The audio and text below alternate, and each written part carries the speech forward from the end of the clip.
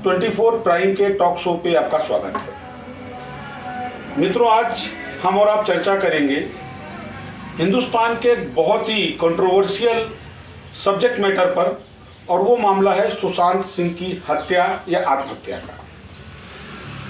सुशांत सिंह की मृत्यु के उपरांत से एक कंट्रोवर्सी हिंदुस्तान में पैदा हुई है, और कंट्रोवर्सी ये हुई है कि जिस तरीके से मुंबई पुलिस ने सुशांत सिंह की मौत की जांच की है, उसको लेकर विभिन्न प्रकार के सवाल खड़े हुए हैं। और मामला जब महाराष्ट्र वर्सेस बिहार पुलिस का आया तो उसमें सीबीआई का हस्तक्षेप आ गया, उसमें ईडी का हस्तक्षेप आ गया। जब इन दोनों संस्थाओं ने हस्तक्षेप किया तो शिवसेना या महाराष्ट्र की सरकार को अपनी पुलिस को बचाने के लिए सामने आना पड़ा। हिंदुस्तान के कई चैनल पिछले कई दिनों से केवल इसी चर्चा में मशगूल हैं, और ये इतना बड़ा मुद्दा हो गया कि आज हिंदुस्तान के प्रमुख चैनलों में सामान्य कोई मुद्दा ही चर्चा का विषय नहीं रहा। मैं आपसे बात करना चाहूँगा फरवरी अंत से लेकर के और आज दिन तक की, कि हिंदुस्तान के किसी भी चैनल पे शिक्षा, बेरोजगारी, जातीय सांप्रदायिक समीकरण उनमें उत्पन्न होता है बेलगाव, इन स्थितियों पर चर्चा नहीं हो रही है। पहले कोरोना पे चर्चा हुई, फिर महीनों चीन पे चर्चा हुई, और जून अंत से और अब तक चर्चा का जो विषय है वो दिशा सालियान और सुशांत सिंह की हत्या या आत्महत्या का है। प्रश्न ये है कि हिंदुस्तान जैसे विकासशील देश में क्या मीडिया इन्हीं विषयों पर चर्चा करेगी? इससे ज़्यादा महत्वपूर्ण विषय ये है कि यदि किन्हीं कारणों से देश की जनता को इस विषय पर विश्वास नहीं आता कि मुंबई पुलिस की जांच जो है वो सही दिशा में जा रही है, और अगर जनता इस बात की मांग करती है कि इसकी कोई स्वतंत्र जांच एजेंसी जांच करे, तो इसमें महाराष्ट्र सरकार को आपत्ति क्या है? संजय राउत जो एक गंभीर व्यक्तित्व के नेता कहे जाते हैं, जो बहुत ही संवेदनशील नेता हैं, और जिस तरीके से पिछले 3 दिन से वो रिएक्ट कर रहे हैं सुशांत सिंह के परिवार को लेके, कहीं ना कहीं एक शंका और संदिग्धता की स्थिति उत्पन्न होती है। इसलिए भी उत्पन्न होती है कि आखिर किसको बचाना चाहती है महाराष्ट्र सरकार?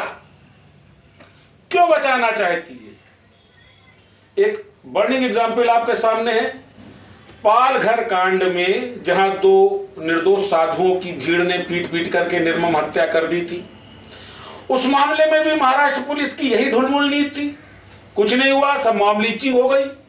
आखिर किसने बताया वो तो 2 साधु गाड़ी से जा रहे हैं, और क्यों करके आनंद फानन में वहां सैकड़ों की तादाद में भीड़ इकट्ठा हो गई।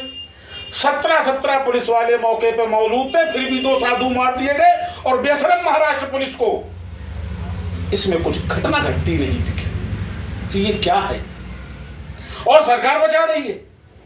शिवसेना जैसी तथाकथित राष्ट्रवादी हिंदूवादी सरकार, बाला साहब ठाकरे का इतिहास देखिए, हिंदू शेर, और वो हिंदू शेर की याद दुम दुबक गई। पालघर कांड पे वो अपनी पुलिस को बचाने में लगी है। तो क्या हम इसीलिए इस पुलिस व्यवस्था का पोषण कर रहे हैं? क्या पुलिस अब केवल सरकार की गुलामी करेगी? क्या पुलिस के लिए संवैधानिक दायित्वों का निर्वाह महत्वपूर्ण नहीं है? कमिश्नर मुंबई ये बताए कि क्यों कर उसकी संस्था की जांच कार्रवाई को लेकर के प्रश्न उत्पन्न हो रहे हैं। और अब जब ईडी जांच कर रहा है, सीबीआई की जांच की मांग हो रही, तो महाराष्ट्र सरकार सुप्रीम कोर्ट में हलफनामा दे रही है। क्या सिद्ध करना चाहती है महाराष्ट्र सरकार? जिन परिस्थितियों में सुशांत सिंह की हत्या हुई या सुशांत सिंह ने आत्महत्या की, क्या वो परिस्थितियां दर्शाती है कि सुशांत जैसा व्यक्तित्व जो है आत्महत्या भी कर सकता है?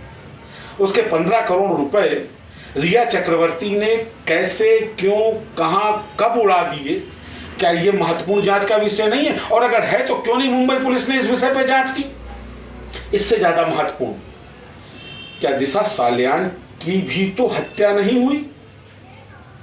और अगर हुई है तो मुंबई पुलिस को क्यों नहीं दिखी?